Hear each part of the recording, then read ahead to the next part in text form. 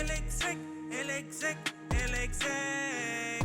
El Vélez, el Vélez, el Vélez.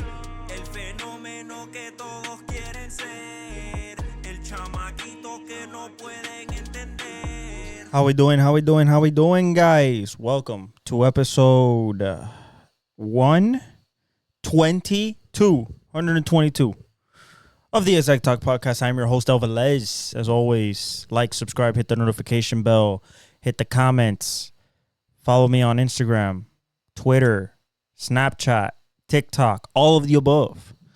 Links are in the description. All right. I know, this is a Thursday and it's late, right? Actually, no, this is going to go up on Friday. It's Thursday today. I watched the soccer games yesterday, got home too late to do an episode. My bad. I understand. Okay, I understand. But now we got a little bit more to talk about today. Because if I would have done the episode yesterday before the game, I would have had a prediction for y'all. It would have been wrong, and I wouldn't have been able to break down the games. But today we get to break down the games of Euro Cup, the semifinals for the Euro Cup and the Copa America, and we get to talk about the USA basketball team beating Canada 86-72. We'll talk about how they looked, if there's any chance for anybody else, and if this team rivals the 92 or the 2008 Redeem team. Jamal Adams signed with the Titans. Veteran safety. Don't know the number yet. He just signed with the Titans. Will it help him? I think it will. Putting a veteran back there. A guy that can tackle for sure. And he should be able to redeem himself from what he was at Seattle and the injuries and the lack of production after being at the Jets. So we shall see about that. Summer League has kind of kicked off some special little pre-Summer League tournaments, but Summer League essentially started. Dalton Connect yesterday or today scored 20 and 9. Strong performance. That's what I expect from that kid. I don't expect a lot of 10-point outings from Dalton Connect. He's too polished. He's too much of a NBA ready player. People thought that he might go in the top 5, maybe in the top 8. He dropped down to 17, and JJ Redick saw that and was like, "Oh, let me get that." Khalil Ware for Miami Heat have been playing well. Now, the comparisons to Wemby need to stop. Okay? The comparisons to Chet need to stop. Okay? We picked this guy late in the first round. I get that he's showing us stuff in Summer League, but listen. Just because you show up in Summer League don't mean you're going to show up in the league. Okay? Most of these guys in Summer League are not going to make no rosters. This is called running for fun. They want to get noticed, maybe get a 10-day, but this is running for fun. So I'm not going to put a lot of hype on a Miami Heat pick that didn't get hype when it happened. If he develops into a 7-foot shoot in the paint, can block shots, and help us win, I'm all for it. But right now, the state of the Heat is hoping for health and not much else. We didn't get DeRozan, couldn't get Mitchell, couldn't get Paul George, DeJounte Murray. We couldn't get shit. Okay? S-H-I-T. Shite. Nothing. Let's talk about this soccer. Spain advances 2-1 against wow.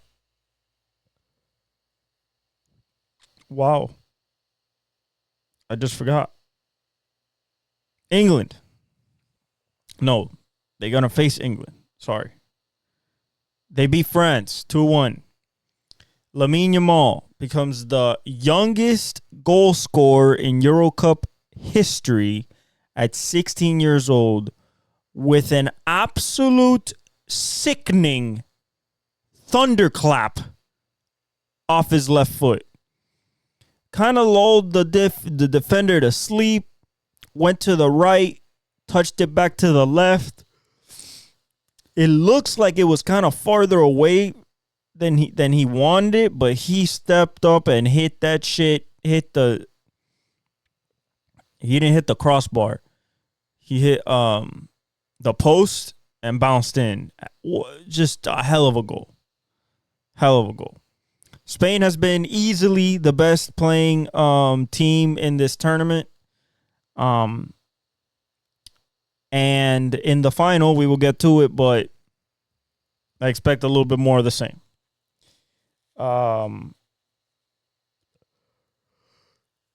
Excuse me. Lamine Yamal is going to be dirty in the next few years. This kid has everything you need in a superstar. Charisma, smile, daringness, no fear. He's leading this Spain team as a scorer. And when you see him play, kid's pretty unstoppable. So I don't know about Endrick for Brazil, but this kid, 16 years old, he turns 17 Friday. So he'll be 17 at the Sunday for the final. So we'll see what he does for his birthday. Argentina, it goes 2 over Canada. This was an easy, Julian Alvarez,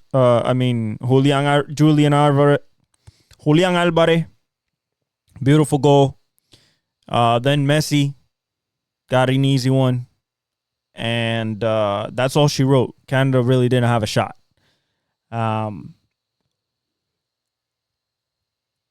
England beats Netherlands 2-1.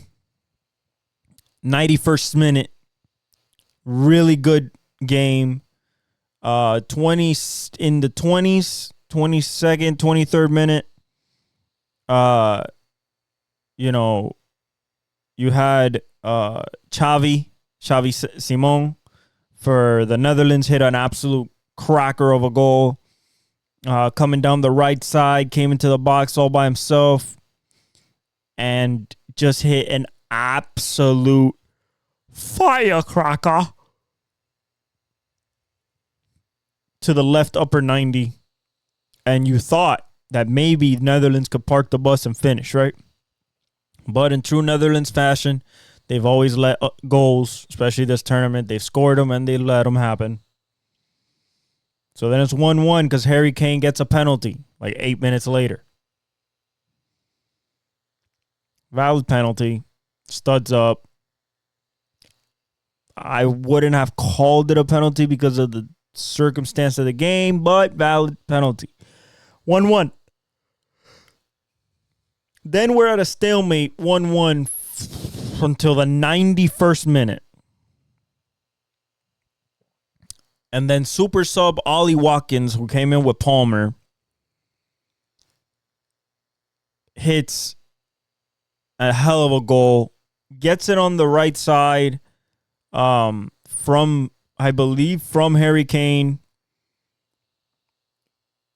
He's facing away from the goal just to try to get away from the defender, but he turns around, kicks the ball a little bit in front of him, and then literally turns around and just smacks that shit far lower. Went five hold the defender, and then out over the outstretched arm of the goalie.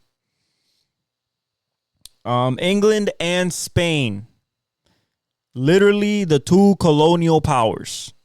So the one that colonized America, the one that colonized all of South America, and a lot of the world.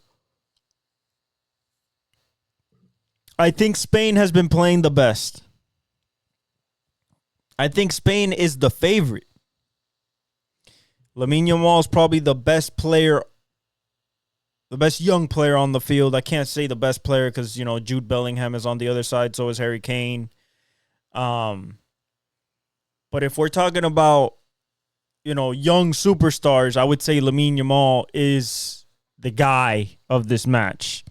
Two great defenses, strong teams, very finesse, but can play the strong game as well. Love set pieces, love to attack the edges. It's going to be a very active game. I expect Spain to win. Whether it's in penalties or in regulation. I expect, or in extra time, I expect Spain to win. Okay?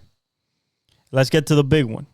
Colombia beats Argentina 1-0 in an absolute nail-biter from minute 1. Okay? The goal for Colombia came on another James corner. A beauty. The header was a beauty. Just snuck it in to the left, into the left side of the goal. And then Colombia, even with 10 men, because they got a red card, defended well. Argentina.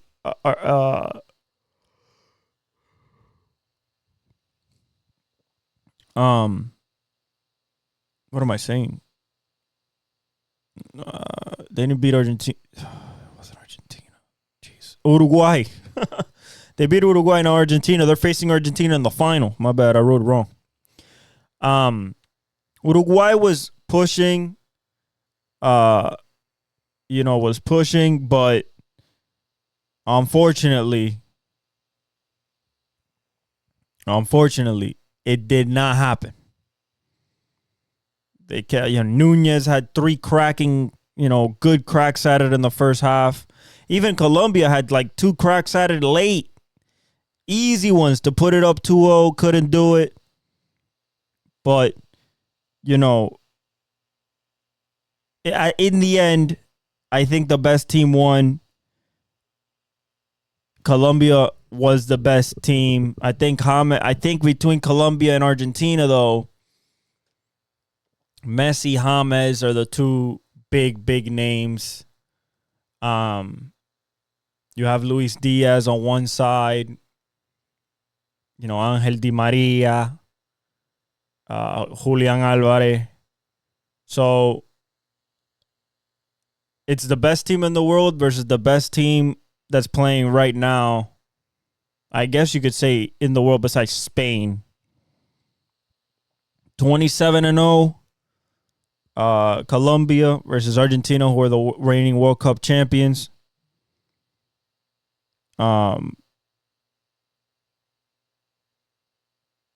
I think that, it's going to be close, but I think Argentina pulls it. It's just something about that team, man. Something about that team. If Colombia wins, and I'm going to watch it at a Colombian household. So secretly, I'm going for Colombia, even though I think Argentina is going to win. Colombia has to play a beautiful very turnover-free game. Like, you cannot turn the ball over a half like you were doing against Uruguay. You can't allow those runs in the back. Those will get finished. Julian will finish them. Messi will finish them. Di Maria might finish them. Like, you cannot have those type of lapses. On the other side, Argentina can have those type of lapses because any set piece is liable to get a goal because of James. It's just what it is. He's been that good. Okay? I expect it to be a very close game. Maybe 2-1, but I'm leaning 1-0. I'm leaning 1 goal. But maybe 2-1 if the pressure is definitely set on. Maybe 1-1 in penalties. If this goes to penalties, that'd be insane. Everybody's going to be on, 2 countries on the edge of their seats. But it's going to be a great Euro Cup and Copa America final. I'm very excited about it. On some other news, Paul Skeens. 7 no-hit innings. 99 pitches. Pulled. Listen, there is certain things in the sport of baseball that go over analytics, go over any set of plan, and that is a special moment. These special circumstances that you only get once in a while, that you got to seize it when it's there because you might not get it again in a while or ever. Paul Skeens is the second time he goes 6 innings deep. Pause. That shit was crazy. 6 innings deep plus no-hit innings. And he's been pulled both times. As an LSU Tiger in the NCAA championship, Paul Skeens threw 125 pitches. I believe he got even to 130. One game going 130 pitches to try to get a no-hitter is not bad in a career that's going to last 20 years, 15 years. That's just me, though. His record goes to 5-0 or 6-0. No, 7-0 with a 1.9 ERA. 1.9. This guy's a rookie.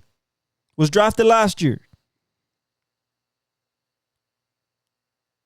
1.90 ERA. Are you kidding me? 11 strikeouts matching his career high again? This guy's dominating. He has to start the All-Star game. Speaking of All-Stars, Anthony Santander going for Kyle Tucker. Willie Castro going for I forgot. I think it's Rafael Devers, because he's not playing either. Who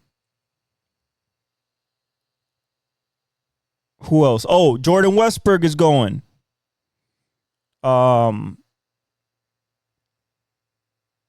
So some people that were deserving are still are going anyway. The lineup for the home run derby. My 3 favorite names on there is Gunnar, Bobby, and Adolis. Marcel's cool. Teoscar's cool. Then I forgot the last guy. I shouldn't, but I did. But those are cool. I remember the days when it was Bryce and Julio and Big Papi and, Josh Hamilton, like the big boys. I guess not this year. How many people wanted to do it? I'm guessing because you could have definitely gotten, if you wanted some like high power caliber, bomb show, I would have, Byron Buxton, maybe O'Neal Cruz, Luis Robert again.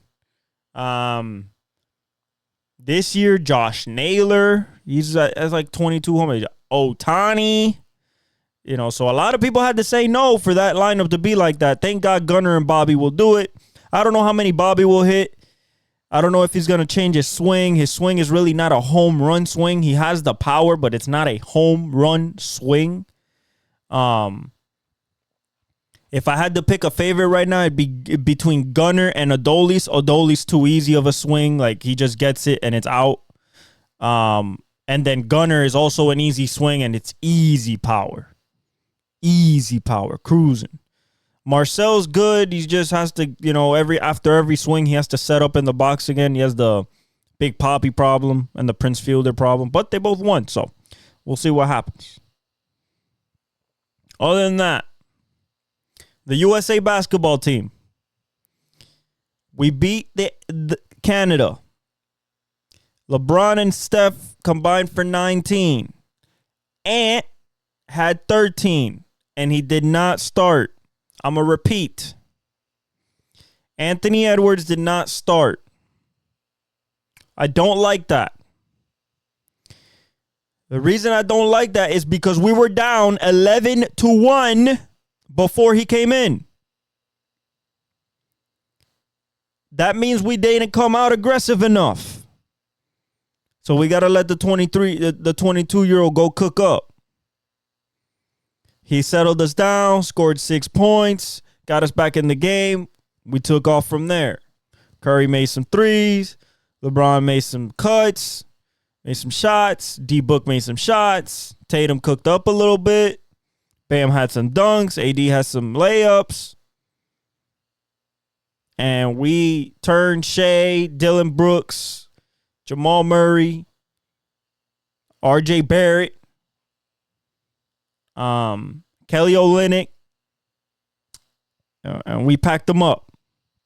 We go to Abu Dhabi against Australia on Monday. That should be another blowout. Now, these aren't blowouts like the 92 or Redeem team where we were blowing people up by like 20 plus, but you got to remember these are actual teams now. Not as good as us, but actual teams. Teams with actual talent that actually play basketball in the NBA. Is there anybody that can beat us? Ourselves. Our roster is so hooked up that they're talking about it as maybe the best roster ever. Now, I'm not going to say that because I'm never going to disrespect MJ, Magic, Charles, Larry, even though he was old. You still got Patrick Ewing. I mean, that team was stacked.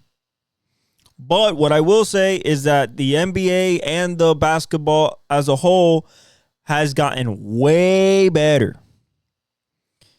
And by that stuff getting way better, that means that our people have to be way better. I think there's still a talent gap, but it's not as big. Back in the day, I think that we're facing a lot of plumbers and lawyers and, people that did basketball on the side for other world teams. Or they only had like one NBA player. Everybody else played in the Euro League or overseas. If we lose one game, shame on us. If a game is close, shame on us.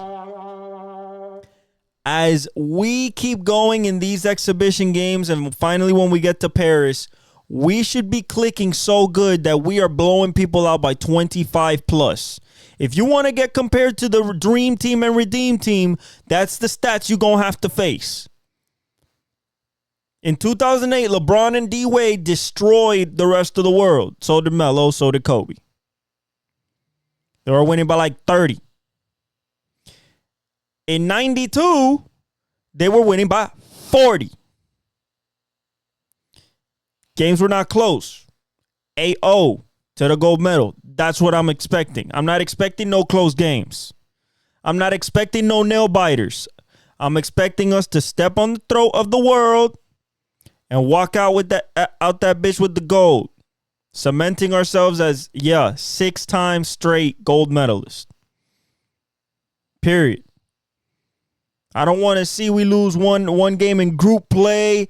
I don't want to see that we get close with a 10-point game, 5-point game against like Serbia or like Greece or like France. I do not care. None of those teams have what we got.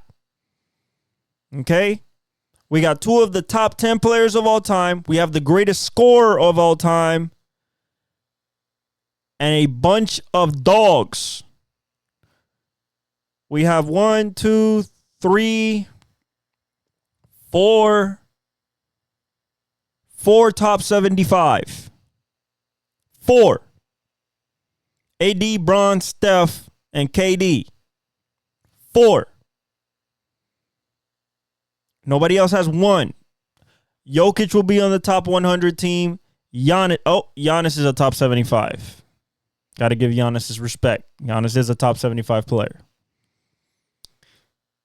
But like I said, there should be no competition. We should get there.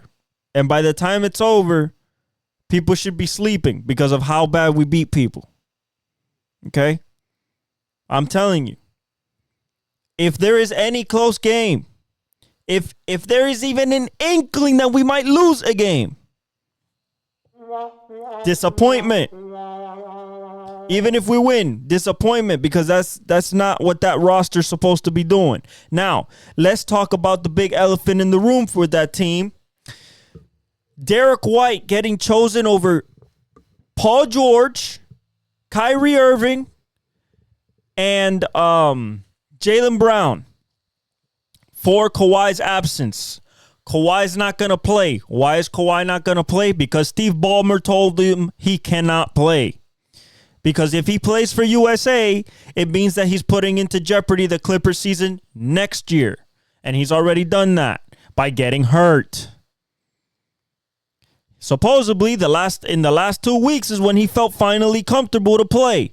That is not a good thing. Like we talked about when that news first came out. And we said she shouldn't play, just like Joel Embiid. But Joel Embiid played. Okay? I think he started, actually. I think it was Steph. Book, Bron, KD, and Joel. I believe that was our starting lineup. Ant should go in for Book. There is no conversation here anymore about who's the best two guard in the league. Frankly, the best two guard in the world. It is Anthony Edwards. It don't matter that he's 22. He has that title. Okay? I don't need to see Book on the floor. I think they started Tatum. I don't need to see Tatum on the floor as a starter. I'm sorry. By the way, these commentaries, I was watching the game last night. These commentators, they got to really read up on their stats, man. I don't want to hear about Jason Tatum. Oh, he can shoot the three whenever he wants. No, he cannot. How many times are we going to talk about this, man? The guy shot 26% from three in the finals. What are we doing? I don't care if the line is a foot closer. He still can't shoot threes. I do not want to see him shoot threes. People that know basketball have literally said on air, stop chucking threes. It's not in your bag. As much as you want it to be, you ain't no Luka, you ain't no Steph, you ain't no Dame, you ain't no Halliburton, you ain't even Jalen Brunson, dog. I'm sorry. It's not in the club. Like, let's say you play golf, right? You take your clubs out, all right, and then you get to that hole, you're like, I need a hybrid. Didn't take one. Exactly what happens with Tatum with the three-point shot. Unless you work on it. And I'm talking about work on it. I'm not talking about, I'm going to shoot 50 shots and if I hit 30, I'm good. Nah, you need to shoot 500, 1,000. Okay, I want to see, if you want to shoot 9 threes a game like you were doing last year and the year before, you better be shooting at least 35%. I don't want you shooting 31, especially on step backs, which is all you take. Yeah, I'm going to shoot 31% on this step back three in the fourth quarter while the game's on the line. You're going to get clowned, son, especially next year when not the whole East is not going to be on IR. It's not going to be in the ICU. You're going to really face some teams. And let's see what happens then. You're on a $1 billion payroll on your team. You got one more year of, like, good competitiveness. If you don't win, that's it, bruh. That second apron gonna sneak up on you guys. Next thing you know, you're gonna have to blow that shit up. I'm telling you. Don't fall in. Listen, I saw him go to the rim against SGA. Love that. You know, I saw him take a midi. Don't love that much. Not from him. I like it more from Ant, but at least it's not a three. Now, when you start chucking up them three, if you are starting We started 11-1. That's what we started with that lineup with Tatum in. As soon as Ant got in, what happened? We turn up because Ant brings the energy. Ant is the energy leader, but he's also a dog, something Jason Tatum ain't. We've seen it in the finals. We've seen it in the playoffs. He ain't no dog. He don't want it like that. He just don't. He a passive-aggressive guy. Passive-aggressive. You know, like Braun. Except Braun got a little dog in him. Braun will yam it on you. You know? But I think Ant should start, man. All of Twitter saying it. Skip Bayless is saying it. Paul Pierce is saying it. Ant gotta start. It don't matter if he's 22. It does not matter. Okay? I think we should win. We should go 8-0. It should be nothing less than 8-0. If we are not 8-0, this shit was a disappointment. Okay? Because there is no reason that we send, 4 top 75, 2 top 10 dudes still at the peak of their powers, essentially, when they play, and we lose a game or even make it close. We should embarrass the world. This is our moment to, once again, for the next 4 years, stamp that we are the best in the world at basketball because we invented the game. I don't want to hear if the gold medal round is France and Wemby versus us. I don't want to hear, we have a problem versus France because there's their size. No, because if we really wanted to, we could just stretch you out so far that is irrelevant. We have Curry, Halliburton, Ant, Bron, like KD. What do you Book? What do you mean? Hey, they're too much length, too much size. Excuses. That's one dude. We have a whole squad, 12 dogs. Well, 11 dog. Tatum not a dog. 11 dogs. 11 dogs and a puppy. I'm not hating. I'm just saying what it is. When you see him play, look at the clock. 5 minutes left. It's a close game. Who has the ball in his hands? It's not number 0. It's number 7. Guess what? Number 7 says something controversial when Kyrie was having kind of beef with Nike, and now he can't be on the team, and neither can Kyrie, and they're 2 of the best players in the world.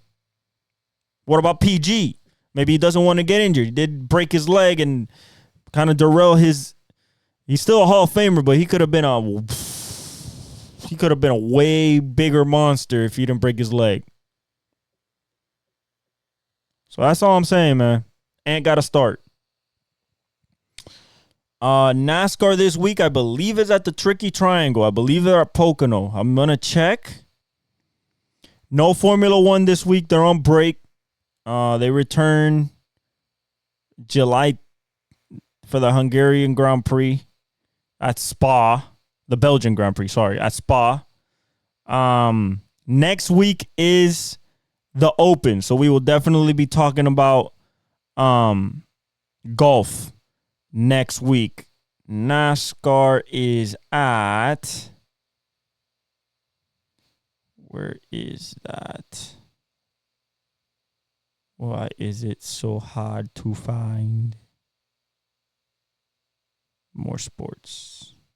NASCAR.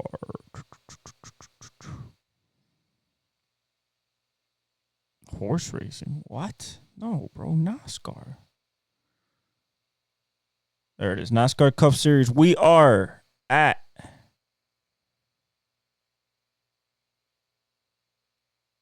Pocono. Denny Hamlin's track. He's won there like 5-6 times he's won there. I expect them to be very strong. I expect JGR to be very strong. I also expect Kyle Larson to be strong. Maybe Alex Bowman finds some extra oomph. I expect Chase Elliott to be strong. I expect all the original stock car NASCAR racers to be good. Okay? Kyle Busch should be good at this track. Now, as a winner, Kenny can spoil it. So can Christopher Bell. He's been running really well. Got to watch out for the Fords in Blaney and Logano. Tyler Reddick.